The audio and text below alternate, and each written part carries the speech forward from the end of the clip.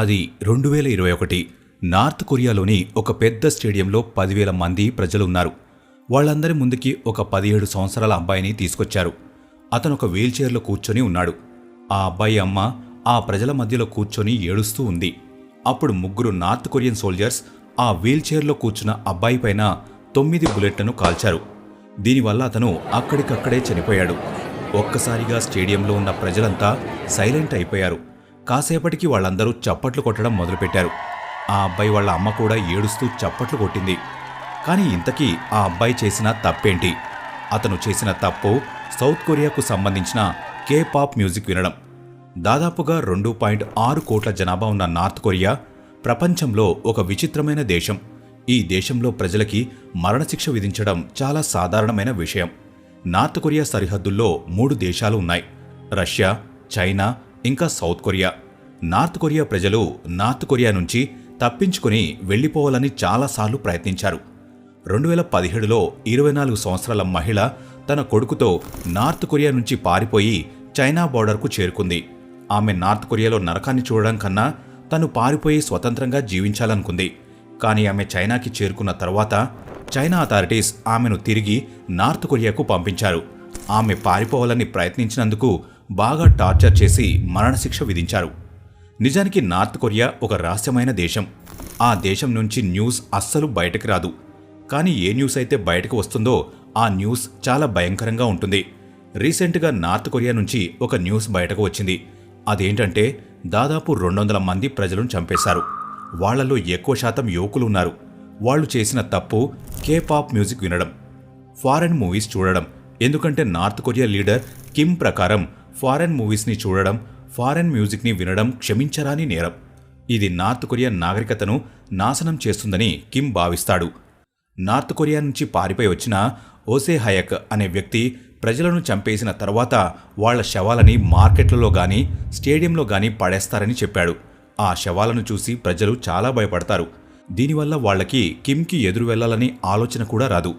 దీన్ని బట్టి నార్త్ కొరియాలో రూల్స్ ఫాలో అవ్వకపోతే ఎంత దారుణమైన శిక్షలుంటాయో మీకు అర్థమయ్యే ఉంటుంది. హాయ్ ఫ్రెండ్స్, వీడియో స్టార్ట్ చేసే ముందు నా సంతోషాన్ని మీతో షేర్ చేసుకోవాలనుకుంటున్నాను. మన ఛానల్ ఇప్పుడు 1000 సబ్స్క్రైబర్స్ కి రీచ్ అయింది. నేను చాలా ఆనందంగా ఫీల్ అవుతున్నాను. 1000 సబ్స్క్రైబర్స్ అంటే చిన్న నెంబర్ ఏం కాదు. మన ఛానల్ సబ్స్క్రైబర్స్ అందరికీ నా హృదయపూర్వకంగా ధన్యవాదాలు తెలుపుతున్నాను. మన ఛానల్లో నేను స్పేస్ గురించి మరియు మైథాలజీ గురించి మంచిగా రీసెర్చ్ చేసి వీడియోస్ చేయాలనుకుంటున్నాను. అలాగే పుస్తకాలు చదివి అందులోని జ్ఞానాన్ని మీతో పంచుకోవాలనుకుంటున్నాను. మీరు మన ఛానల్ ని ఇలానే సపోర్ట్ చేస్తుండాలని కోరుకుంటున్నాను. Thank you. నార్త్ కొరియా టీవీలలో, రేడియోలలో నార్త్ కొరియా ప్రజలు ఈ ప్రపంచంలోనే ఒక గొప్ప దేశంలో జీవిస్తున్నారని, దానికి కిమ్కి ఎంతో రుణపడాలనే న్యూస్ ఎక్కువగా సర్క్యులేట్ అవుతుంది. నార్త్ కొరియా లీడర్స్కు అక్కడ ప్రజలు దేవుళ్లాగా పూజిస్తారు. ఆ లీడర్స్ని మాత్రమే కాదు, వాళ్ల ఫోటోలను కూడా చాలా గొప్పగా పూజిస్తారు. 2020లో ఆన్సాంగ్ టౌన్లో ఉండే ఒక మహిళ ఇంట్లో అగ్ని ప్రమాదం జరిగింది. ఆ మహిళ ఏదో విధంగా కష్టపడి తన కొడుకుని కాపాడుకుంది. న్యూస్ ఛానల్స్ అన్నీ ఆమెకు వ్యతిరేకంగా ఎన్నో వార్తలు ప్రచారం చేశాయి. ఆమెను శిక్షించాలని డిమాండ్ చేశాయి. కానీ ఆమె చేసిన తప్పేంటో మీకు తెలుసా? ఆమె చేసిన తప్పేంటంటే ఆమె తన పిల్లలని, తనని కాపాడుకుంది. కానీ తన ఇంట్లో ఉన్న కొరియన్ సుప్రీం లీడర్స్ ఫోటోలని కాపాడలేకపోయింది. ఫ్రెండ్స్, మీరే చెప్పండి, ప్రాణం కన్నా ఫోటోలు ఎక్కువ? ఒక రైతు తన ప్రాణాన్ని ఫణంగా పెట్టి ఆ ఫోటోలను బయటకు తెచ్చాడు. అతన్ని నార్త్ కొరియా మీడియా అంతా ప్రశంసించింది. Childhood life in North Korea. North Korea గురించి ఒక ఆశ్చర్యకరమైన విషయం ఏంటంటే నార్త్ కొరియా లిటరసీ రేట్ 100%. ఇక్కడ నివసించే ప్రతి ఒక్కరూ చదువుకున్నవారే. ఇక్కడ ప్రతి ఒక్కరూ ఫ్రీగా చదువుకోవచ్చు. కానీ చిన్నప్పటి నుంచి ఇక్కడి పిల్లలకు బ్రెయిన్ వాష్ చేస్తారు. ఇక్కడ చిన్నప్పటి నుంచి పిల్లలతో నార్త్ కొరియా లీడర్స్ గురించి ఎన్నో అబద్ధాలు చెప్తారు.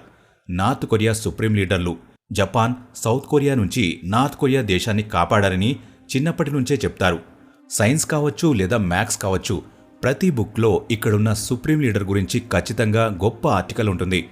యూనివర్సిటీస్లో ఉండే ప్రొఫెసర్లు, సైంటిస్టులు కూడా వాళ్ళ ఆర్టికల్స్లో ఈ లీడర్స్ గురించి గొప్పగా చెప్పాలి. మాకు ఈ నాలెడ్జ్ అంతా మన గొప్ప నాయకుడు కిమ్ సాంగ్ నేర్పించాడు. ఈ సూచనలన్నీ అతనే చెప్పాడు. అతని తర్వాత అతని వారసుడు కిమ్ జాంగ్ మాకు ఈ నాలెడ్జ్ని నేర్పిస్తున్నాడు అని సైంటిస్టులు వాళ్ళ ఆర్టికల్స్లో ఖచ్చితంగా చెప్పాలి.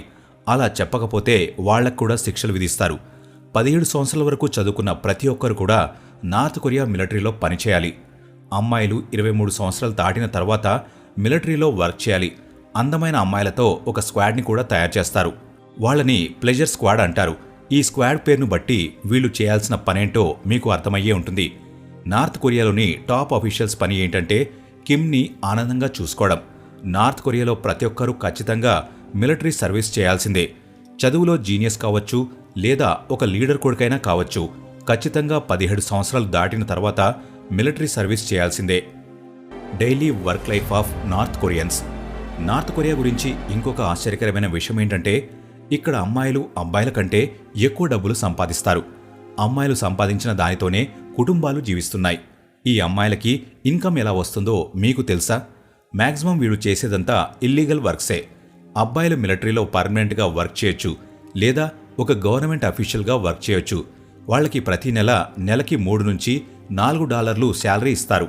అంటే మన ఇండియన్ రూపీస్లో చెప్పాలంటే కేవలం 200 నుంచి 300 రూపాయలు మాత్రమే. నెలకి కేవలం 200 నుంచి 300 రూపాయలు మాత్రమే అబ్బాయిలకి శాలరీగా ఇస్తారు. నార్త్ కొరియాలో ఒక కేజీ బియ్యం ధర 200 నుంచి 300 రూపాయలు ఉంటుంది. అంటే నెలపాటు పనిచేసినా కూడా వాళ్లకి కావాల్సిన ఆహారం వాళ్లకి దొరకదు. గవర్నమెంట్ అఫీషియల్కి మాత్రమే ఈ శాలరీ ఉంటుంది. ఫ్యాక్టరీలలో పొలాలలో పనిచేసే వారి పరిస్థితి ఇంకా దారుణంగా ఉంటుంది. వాళ్ళకి నెలకి $1 నుంచి $2 మాత్రమే ఇస్తారు. కొంతమంది వర్కర్స్కి మరీ దారుణంగా 50 సెంట్స్ మాత్రమే ఇస్తారు. అంటే మన ఇండియన్ రూపీస్ ప్రకారం 40 నుంచి 80 రూపాయలు మాత్రమే ఇస్తారు. ఒక సాధారణ వ్యక్తి అక్కడ ఎలా జీవిస్తాడో ఊహించుకుంటేనే భయంకరంగా ఉంటుంది. నార్త్ కొరియా లేబర్ చట్టం ఆర్టికల్ 22 ప్రకారం ప్రజలు వారానికి 6 రోజులు పనిచేయాలి, రోజుకి 8 గంటలు పనిచేయాలి. ఇది కేవలం నియమాలు మాత్రమే. నార్త్ కొరియా కూడా ఈ నియమాలను పాటించదు. ఫ్యాక్టరీలో కంపెనీలలో పనిచేసేవారు 12 గంటల వరకు పనిచేయాలి. వీకెండ్ హాలిడే కూడా దొరుకుతుంది అన్న గ్యారంటీ లేదు. నార్త్ కొరియా నుంచి పారిపోయి వచ్చిన ఒక సోల్జర్ ఏమన్నాడంటే, మేము అక్కడ ప్రతిరోజు 30% రైస్, 70% మొక్కజొన్న పిండిని, ఒక సలాడ్ని తినేవాళ్లమని చెప్పాడు. దీనితో పాటు ఒక సోయాబీన్ సూప్, రాడిషెస్ కూడా ఇచ్చేవారని చెప్పాడు. ఆ ఆహారం ఎవరికీ నచ్చేది కాదు.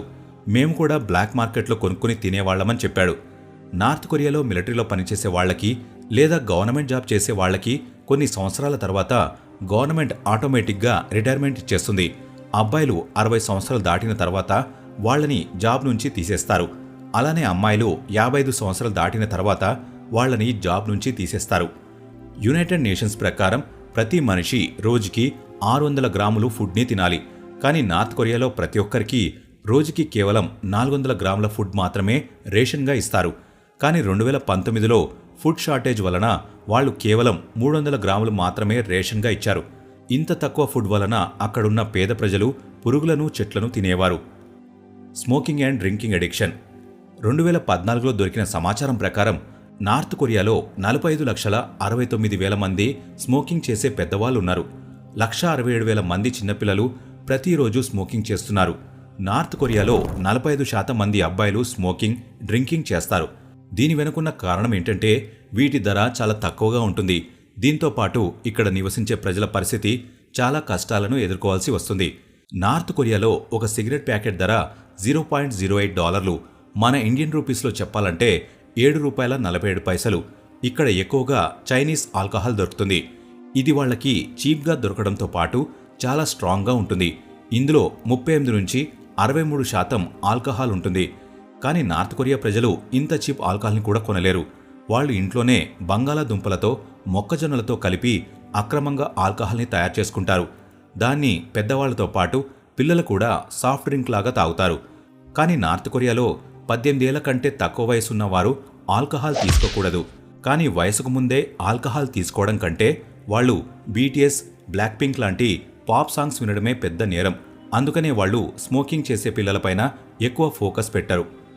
North Korean prison camps. BTS songs వినడం, అమెరికా మూవీస్ చూడడం, పారిపోవడానికి ప్రయత్నించడం, అగ్ని ప్రమాదంలో సుప్రీం లీడర్ల ఫోటోలను వదిలిపెట్టి తన పిల్లలను కాపాడుకోవడం లాంటి తప్పుల వల్ల ఒకవేళ వాళ్ళకి మరణశిక్ష పడకపోతే వాళ్ళు ఆనందంగా ఉన్నారనుకుంటే అది మీ పొరపాటే. ఎందుకంటే ఆ తప్పులు చేసిన తర్వాత వాళ్ళకి మరణశిక్ష పడకపోతే వాళ్ళు వేరువేరు ప్రిజన్ క్యాంప్స్లో జీవితాన్ని గడపాల్సి ఉంటుంది. ఒక రిపోర్ట్ ప్రకారం నార్త్ కొరియాలో వేరువేరు క్యాంపులలో 2 లక్షల నుంచి 5 లక్షల మంది ఖైదీలుగా ఉన్నారని తెలిసింది. వాళ్లందరూ ఉదయం 5 గంటల నుంచి రాత్రి పడుకునే వరకు మైనింగ్ చేస్తూనే ఉండాలి. ఇంత పని చేసిన తర్వాత కూడా వాళ్ళకి కొంత ఫుడ్ మాత్రమే ఇస్తారు. ప్రతి సంవత్సరం వీళ్లలో 40% మంది ప్రజలు పోషకాలు తక్కువై చనిపోతున్నారు. ఇక్కడ రూల్స్, రెగ్యులేషన్స్ లేకపోవడంతో గార్డ్స్ చాలామంది మహిళలని లైంగికంగా, చిన్నపిల్లలని మానసికంగా వేధిస్తారు. ఒకవేళ పారిపోవాలనుకున్న వ్యక్తుల గురించి మీకు తెలిసినా కూడా ఇన్ఫార్మ్ చేయకపోయినా మిమ్మల్ని ఖచ్చితంగా చంపేస్తారు. నార్త్ కొరియా నుంచి పారిపోయి అమెరికాకు చేరుకున్న షిన్ డాంగ్ హ్యూక్ చెప్పిన దాని ప్రకారం అతను ఇలాంటి ఒక క్యాంప్లోనే పుట్టాడు. అతను ఈ క్యాంప్లో ఉండడం వలన బయట ప్రపంచం గురించి అతనికి తెలియదు. అతనికి నార్త్ తప్ప ఇంకొక దేశం ఉందన్న విషయం కూడా తెలియదు. అతనికి కేవలం ఆకలి, నొప్పి మాత్రమే తెలుసు. ఇతను చెప్పిన దాని ప్రకారం క్యాంప్స్లో ఉండే వ్యక్తులకి ప్రేమ, ఆప్యాయత, కుటుంబం అంటే ఏంటో తెలియదు. అతని కళ్ల ముందే ఒకసారి ఒక అమ్మాయిని వీపుపైన చాలా గట్టిగా కొట్టారు. ఆ అమ్మాయి చేసిన తప్పు ఆహారం దొంగతనం చేయడం. దాన్ని చూసి నాకేం అనిపించలేదని హ్యూక్ చెప్పాడు. ఒకసారి వాళ్ళు నా అమ్మని, అన్నయ్యని బయటకు తీసుకొచ్చి నా కళ్ల ముందే వాళ్ళిద్దరిని చంపేశారు. అప్పుడు కూడా నాకు ఏమీ అనిపించలేదు. నాకు తెలిసింది ఒకటే, వాళ్ళు నియమాలను పాటించలేదు, అందుకనే వాళ్ళకి శిక్షలు వేశారని హ్యూక్ చెప్పాడు. ఈ క్యాంప్స్లో జరిగే ఇంకొక ఆశ్చర్యకరమైన విషయం ఏంటంటే పెళ్లి. ఈ క్యాంప్ వర్క్ చేయడానికి ఎక్కువ మంది ప్రజలు ఉండడానికి పిల్లల్ని పుట్టిస్తూనే ఉంటారు. దీన్ని ఈ క్యాంప్ని హ్యాండిల్ చేసే గార్డ్స్ మాత్రమే చూసుకోవాలి. ఖైదీలు తమ పెళ్లికి వాళ్ళకి ఇష్టమైన వ్యక్తులను ఎంచుకునే అధికారం కూడా ఉండదు. వాళ్ళని గార్డ్స్కి నచ్చినట్టు పెళ్లి చేసేస్తారు. 2019లో North Korean state sponsor TV ఛానల్లో మీ ఏరియాలో జరిగే ఎన్నికలు, యాక్టివిటీస్ గురించి చెప్తే మీకు గవర్నమెంట్ $6 నుంచి $7 బహుమానంగా ఇస్తుందని ప్రకటన చేసింది. నార్త్ కొరియా ప్రజలకు ఇది ఒక పెద్ద బహుమతి. అప్పుడు నార్త్ కొరియా ప్రజలు ఏం చేసి ఉంటారు మీరేమనుకుంటున్నారు? నార్త్ కొరియా ప్రజలు ఎవరూ కూడా ఇల్లీగల్ యాక్టివిటీస్ రిపోర్ట్ చేయలేదు. వాళ్ల ఏరియాలలో ఇల్లీగల్ యాక్టివిటీస్ జరగట్లేదని కాదు. నార్త్ కొరియాలో ప్రతి ఒక్కరూ ఏదో ఒక ఇల్లీగల్ యాక్టివిటీస్లో ఇన్వాల్వ్ అయి ఉంటారు. ఆ ఇల్లీగల్ యాక్టివిటీస్ చేయకపోతే వాళ్ళు కడుపు నిండా భోజనం చేయలేరు, వాళ్ల కుటుంబాన్ని కూడా చూసుకోలేరు. అందరూ ఏదో ఒక ఇల్లీగల్ యాక్టివిటీస్లో ఉన్నారు. ఈ కారణం చేతనే ఎవరూ కూడా ఏ ఇల్లీగల్ యాక్టివిటీ గురించి బయటపెట్టలేదు. ఇక్కడ జీవించే ప్రజల పరిస్థితి ఎంత దారుణంగా ఉంటుందంటే వీళ్ళు జీవితాంతం డిప్రెషన్తోనే జీవిస్తారు. వీళ్ల కళ్ళ ముందు వీళ్ల కుటుంబంలోని వ్యక్తులు ఆకలితో చనిపోతారు. నార్త్ కొరియా నుంచి పారిపోయిన వ్యక్తులందరికీ ఆ భయంకరమైన జీవితం ఖచ్చితంగా గుర్తుంటుంది. వాళ్ళు చెప్పిన స్టోరీస్నే నేను మీకు వీడియోలో చెప్పాను. ఈ వీడియో ఇంతే ఫ్రెండ్స్. ఈ వీడియో మీకు నచ్చినట్టయితే లైక్ చేయండి. ఇలాంటి మరెన్నో వీడియోస్ కోసం ఇప్పుడే మన ఛానల్ని సబ్స్క్రైబ్ చేసుకోండి.